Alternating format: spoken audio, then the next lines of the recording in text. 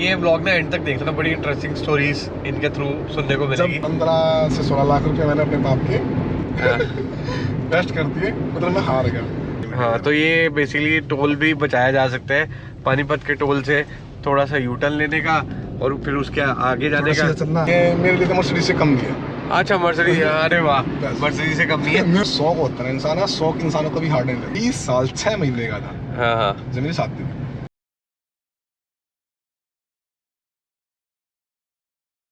दिल्ली से चंडीगढ़ जा रहे हैं, अपनी गाड़ी में नहीं जा रहा हूँ आज। टैक्सी की, और टैक्सी है सतीश भाई की। फ़िलहाल सीएनजी डल रही है, कुछ इस तरह से सीएनजी डलती है। और ये है स्विफ्ट डिज़ायर, जुलाई में इन्होंने ली थी 2020 में। और बड़ा अच्छा सफ़र जा रहा है। बाकी इनके साथ बातें बताएंगे, ये बातें बहुत ज़बरदस्त करते हैं, बड़ी अच्छी करते हैं जब चलते हैं। बेसिकली गाड़ी देखिए भैया, गाड़ी बड़ी साफ़ सुथरी रखी हुई है इन्होंने, और कुछ इस तरह से है ये गाड़ी। तो ये डल गई है भैया सीएनजी 684 रुपये की। वाह जी वाह, 7.6 किलो। चलिए अब अंदर चलते हैं। कार की बात में एक बार फिर से आपका स्वागत है भैया। तो भाई के साथ मैं जा रहा था चंडीगढ़, और भाई इतने प्यारे लगे तो हमने सोचा इनके साथ एक ब्लॉग शूट करते हैं। तो भाई एक बार फिर से नाम बता दीजिए अपना। सतीश कुमार। सतीश कुमार। गाड़ी बड़ी साफ़ सुथरी रखी हुई है इन्होंने, और अभी तकरीबन 1 घंटा हुआ है दिल्ली से निकले हुए। और सतीश भाई ये बताइए, ये बेसिकली यहाँ पर लॉन्ग रूट में कई बार सवारी भी पिक कर लेते हैं जब इनका दिल करता है। और ये भाई बता रहे थे कहीं जॉब करते थे, और जॉब करते करते वहाँ पर इतना दिल नहीं लगता था, तो ये टूरिंग ही करते रहते हैं। और कई बार लॉन्ग रूट में निकल जाते हैं, जॉब से भाग आते हैं। कई बार पानीपत के रहने वाले हैं वैसे ये। तो सतीश भाई अब अपने बारे में बताइए कि गाड़ी कितने सालों से चला रहे हो, और कितने सालों से ड्राइविंग कर रहे हो, बताओ। सर मैं ड्राइविंग तो 12 साल की एज में सीख गया था। 12 साल की एज में, जब लाइसेंस भी नहीं मिलता? नहीं सर, कमांडर जीप पे मैंने ड्राइविंग सीखी थी। उस टाइम मैं 6ठी क्लास में पढ़ता था। हाँ बस ये शौक यार, था। बड़ी इंटरेस्टिंग स्टोरी। ये ब्लॉग ना एंड तक देखना, तो बड़ी इंटरेस्टिंग स्टोरीज इनके थ्रू सुनने को मिलेगी। जब 6ठी क्लास में पढ़ता था मैं, उस टाइम मैं स्कूल से बंक मार के, हमारे घर कमांडर जीप होती थी, तो उस टाइम मैं स्कूल से बंक मार के ना भाग आता था गाड़ी चलाने के चक्कर में। कमांडर जीप में पहले स्टार्ट की, थोड़ा आगे पीछे करके देखा, वहीं पे करता रहता था। मैं 2-3 दिन लगते थे उसको। मतलब लेटे लेटे भी मैं सोचता था कि कैसे ब्रेक होते हैं, क्या क्लच, पता नहीं होता था। फिर धीरे धीरे गाड़ी चलानी सीखी। फिर इधर बाहर लेके चले गए, वहाँ पे जाने के बाद में गाड़ी जब कभी इस साइड कभी इस साइड, मतलब ये था कि कुल मिला के गाड़ी मतलब कुछ ही घंटे में सीख गए थे। कुछ घंटे में? कुछ ही घंटे में। अच्छा। ज़्यादा निकल, मैं ये कहता कि 2 से 3 घंटे लगे मुझे। 2-3 घंटे मतलब मैं गाड़ी को मतलब बाहर, गांव से बाहर लेके आ गया, और उसके बाद वापस खड़ी कर दी। बड़ी खुशी हुई उस दिन मुझे। रात को नींद भी नहीं आई जिस दिन मैंने गाड़ी चलाई थी फर्स्ट टाइम। अरे वाह। तो उस दिन मुझे बहुत खुशी हुई थी।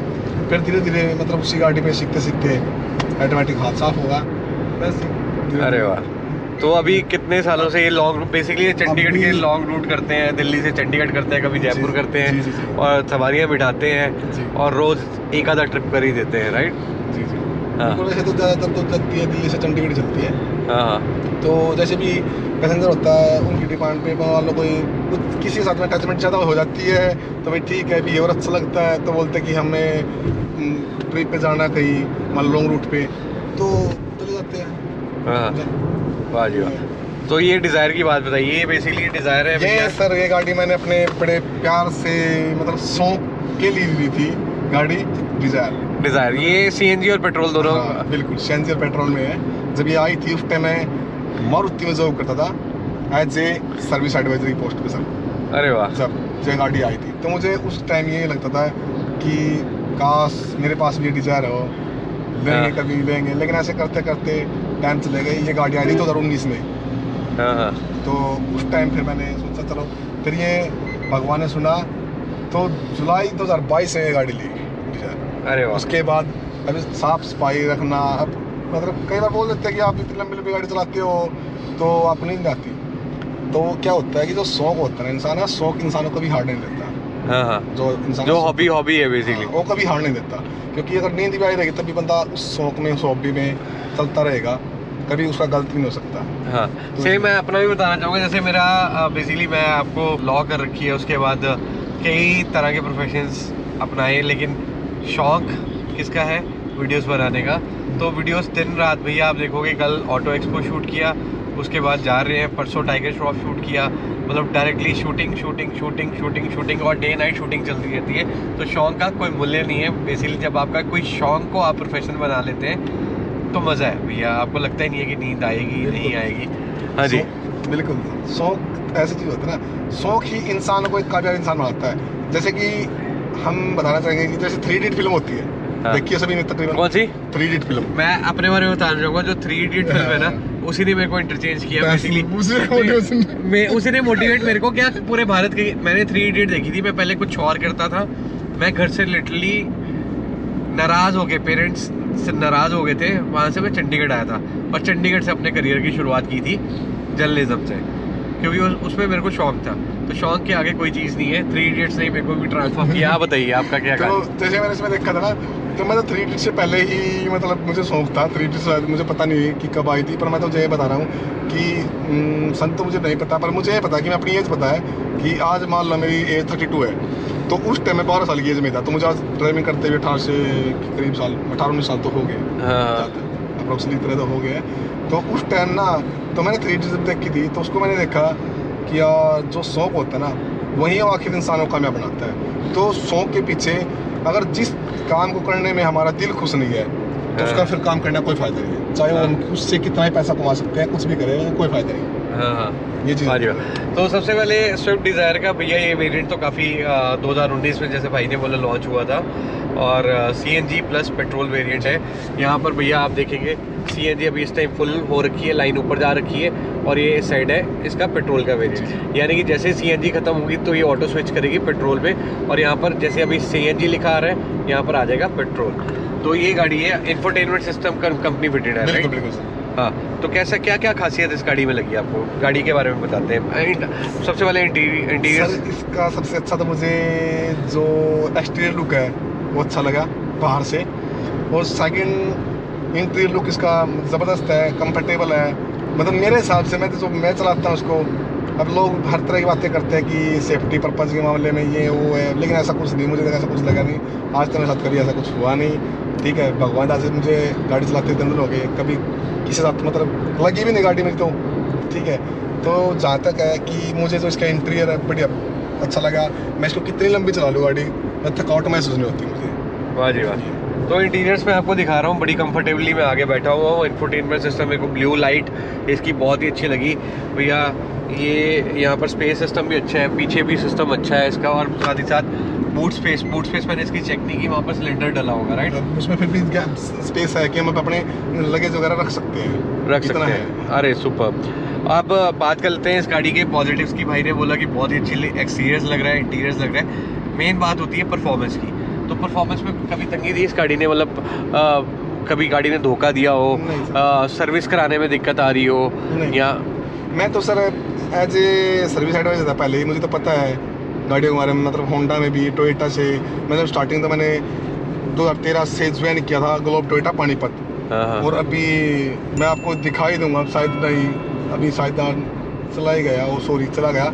और ये RK ऑटो गैलरी जहाँ से मैंने गाड़ी ली थी, यहाँ पे मैं ये सामने से। अरे वाह, अच्छा यहीं से गाड़ी ली थी भाई ने? यहीं से गाड़ी ली थी, और ये RK ऑटो गैलरी। वाह जी वाह। ये मेरा मतलब होम टाउन है समाल का। अच्छा, तो जहाँ पे हम चल रहे हैं सर। अरे वाह, तो एक घर की याद आ रही है, तो घर जाना है तो घर भी आप जा सकते हैं। नहीं सर, हाँ सुबह घर से आए हैं। अच्छा, सुबह घर से शाम को फिर घर पहुँच जाना। अरे ये भी बेसिकली ये बड़ी फैसिनेटिंग जॉब है, सुबह शाम बस चलते रहो सड़कों में, और ये शौक है इनका भाई का, तभी करते हैं। जॉब भी छोड़ आए हैं भैया, सुपरवाइजर थे, वो जॉब छोड़ के आगे। उसके बाद भाई ने इलेक्शन भी लड़े हैं, वो बाद में बात करेंगे। एनीवेज अब आपने बोल दिया कि हाँ भैया 80।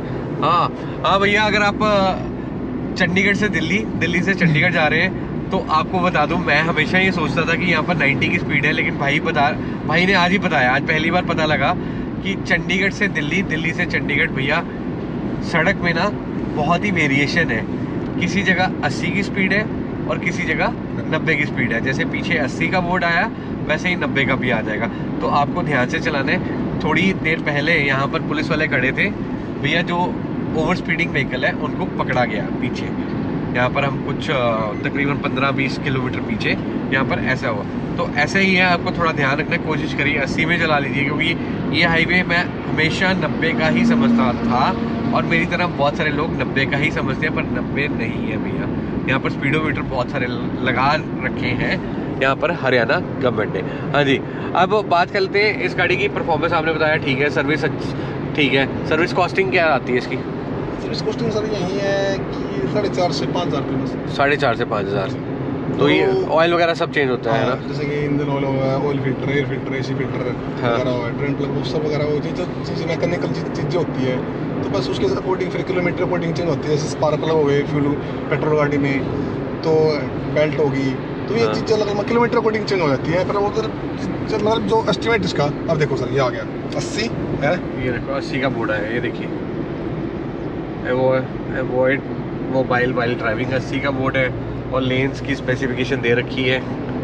हाँ जी, तो मतलब मुझे अच्छी लगी तो स्टार्टिंग से ही, तो मतलब कुछ भी बोलो कोई, पर मेरे हिसाब से तो ये मेरे लिए तो मर्सिडीज से कम दिया। अच्छा मर्सिडीज, अरे वाह, मर्सिडीज से कम नहीं है।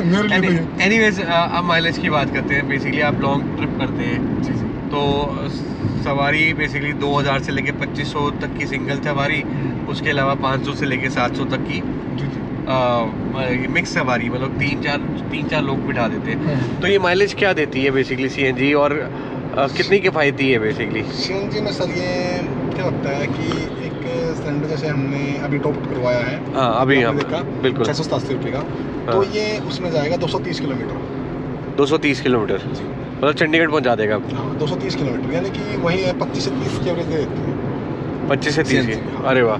सो 25 to 30 एवरेज इन सीएनजी। 600 रुपये का बेसिकली ये मुरथल के आगे जाके टॉपअप कराया था, तो ये पहुंच जाएंगे चंडीगढ़। यहाँ अगर मुरथल से पहले कराया होता तो तब भी पहुंच जाते हैं। बिल्कुल, मतलब एक रूट तो कवर कर ही रहती है। मतलब एक बीच में अगर हम दिल्ली से अगर फुल करवा के चलते हैं तो फिर हमने दिल्ली से मतलब इंटीरियर्स कवर करके, है ना? हाँ, तो दिल्ली से अगर हम फुल करवा के चलते हैं तो बीच में ना ये मतलब चंडीगढ़ तक क्या है कि थोड़ा हाँ बीच में ना जैसे रस भी होता है। हाँ, तो हम तो किलोमीटर नाप लेते सर, हाँ, 240, लेकिन 240 वो होता नहीं है रियल में। हाँ, ज़्यादा चल जाती है गाड़ी अगर हम स्पीडोमीटर अकॉर्डिंग चले तो देखें कि गाड़ी जहाँ से अच्छा इसमें माइलेज बढ़ा कम कर सकते हैं ना स्पीड के हिसाब से? नहीं, जैसे कि सर हम मान लो अभी हमने बोर्ड पे लिखा हुआ देखा कि दिल्ली से चंडीगढ़ 240 किलोमीटर है, सोच रही बात है। हाँ, हाँ। लेकिन अगर आप पे अपनी स्पीडोमीटर दिल्ली से सेट करके चलोगे तो कभी भी 240 आपको मिलेगी नहीं, ज़्यादा मिलेगी, ज़्यादा ही मिलेगी। अरे सुपर ज़्यादा मिलता है। तो हम बस एक नॉर्मली से एवरेज नाप लेते हैं कि भाई 10-20 तो ऊपर हो जाता है। हाँ, तो वो चीज़ है। तो उसके अकॉर्डिंग ये मतलब मेरे हिसाब से कि 25 से 30 की तो एवरेज जहाँ तक मैंने नापी हुई है 230-40 के करीब आराम से एक सिलेंडर निकाल देता है, जो जिसमें कि 8 किलो गैस आती है। तब 8 किलो गैस के अकॉर्डिंग कमाने चले तो 25 से 30 की वही एवरेज आ जाती है। 25 हटे 200 तो 25 प्लस ही करें तो वही। आपने सारे ब्लॉग्स देखे मेरे ऑटो एक्सपो 2023 के। बात ये होगी कि भैया मैंने अपने मोबाइल में बहुत सारी रील्स, बहुत सारा कंटेंट शूट किया था, बट कल रात को मेरा मोबाइल स्नैच हो गया। कहाँ से? दिल्ली से।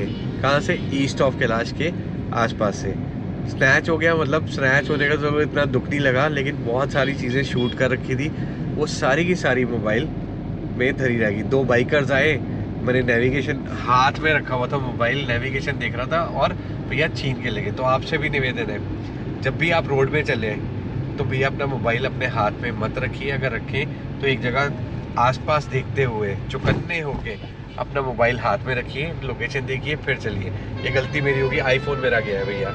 आज मेरे पास फ़ोन कोई नहीं है, भाई का फ़ोन है जिससे मैंने घर पे फ़ोन कर दिया और इन्हीं का नंबर घर पे दे दिया कि भैया इनके साथ आ रहे हैं। फ़िलहाल दुख हुआ कंटेंट जाने का।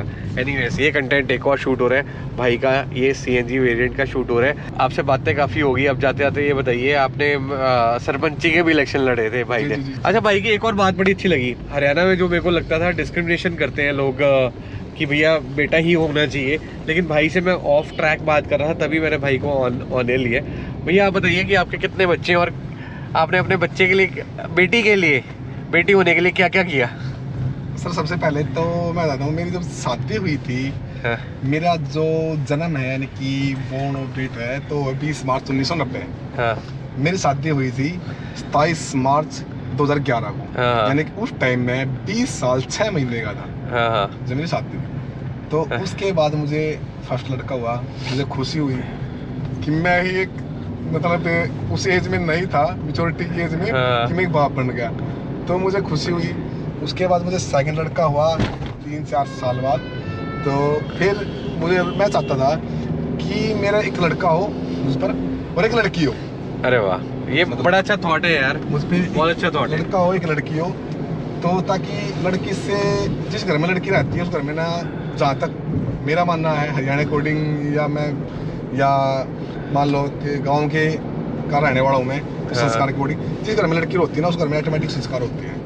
क्योंकि वहाँ पे क्या होता है कि एक तो बदतमीजी नहीं होगी, लड़का मतलब किसी के साथ भी बदतमीजी नहीं कर सकता, किसी दूसरे की बहन के साथ, अगर आप उसके घर में सिस्टर होगी तो, क्योंकि उसको पता होगा कि तू भी किसी भाई का मतलब किसी बहन का भाई है, नंबर 1 बात। दूसरी तो फिर मुझे चाहता था कि मुझे लड़की, लेकिन ऐसा नहीं हुआ। फिर मैं कभी भी आज तक कावड़ लेने नहीं गया। जैसे कि हमारे यूपी और हरियाणा में सावन के महीने में ना मतलब हरिद्वार जाते हैं कावड़ लेने के लिए, मतलब घूमने फिरने। मैं कभी भी नहीं गया घूमने फिरने, कहीं पे भी नहीं गया। फिर उस बाद मैं हरिद्वार गया घूमने, फिर मैं वहाँ धागा बांध के आया था कि भगवान आप देख 2 लड़के हैं, कानून से के जरिए मतलब जो कानून बना रखा कि हम दो हमारे दो, उससे बाहर जाना पड़ेगा लड़की के लिए। अरे वाह, ठीक है जी, लेकिन कोई दिक्कत नहीं है। फिर मैं वहाँ पे गया, तो फिर उसके बाद मैंने माता पे गया, मतलब जो मेरे लड़की के लिए होती है मतलब भगवान से जो मांगने की, वो मैंने लड़की मांगी, फिर मुझे लड़की हुई।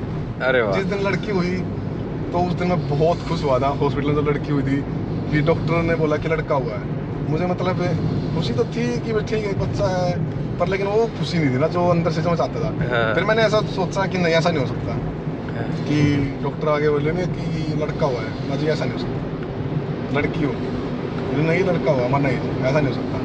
मतलब मेरा चेहरा ना मायूस हो गया था। उन्होंने बोला कि नहीं लड़की हुई है, तो मुझे वो खुशी में मतलब बयान नहीं कर सकता कि जिस टाइम मैंने फील की थी।